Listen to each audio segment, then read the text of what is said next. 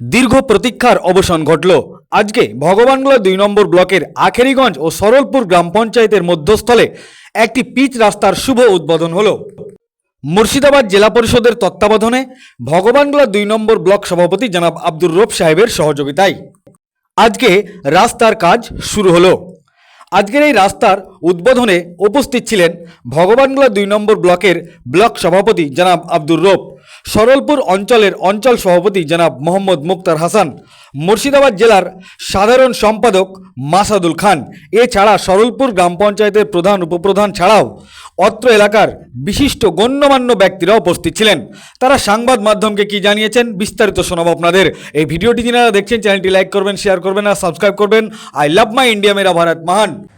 মাননীয় আমাদের জনদরদি নেত্রী, জননেত্রী মমতা বন্দ্যোপাধ্যায় মুখ্যমন্ত্রী, তার এবং অভিষেক ব্যানার্জির অনুপ্রেরণায় আমরা মানুষকে কথা দিয়েছিলাম 1 বছর আগে যে আমরা এই রাস্তা আমরা কাজ করে দেব।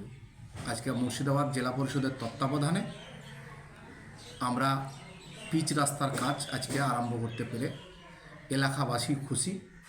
আমিও এবং আমার ব্লক সভাপতি আব্দুর রব সাহেবের সহযোগিতায় তারকে স্কিম দিয়ে সেই স্কিম জেলা পরিষদে তিনিই করিয়ে আজকে আমাদের এলাকাবাসীকে খুশি করলেন এবং এলাকাবাসী মানুষ খুব আনন্দিত।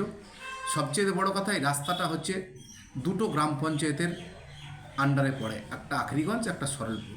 সরলপুর ভাবছে আখরিগঞ্জ করবে, আখরিগঞ্জ ভাবছে সরলপুর করবে।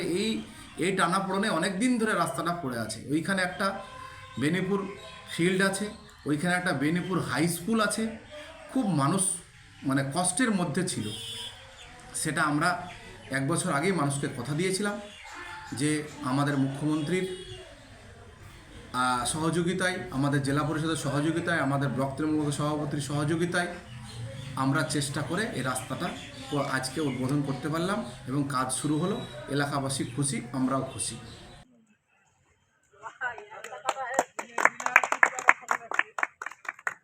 जेसीबी लगाओ।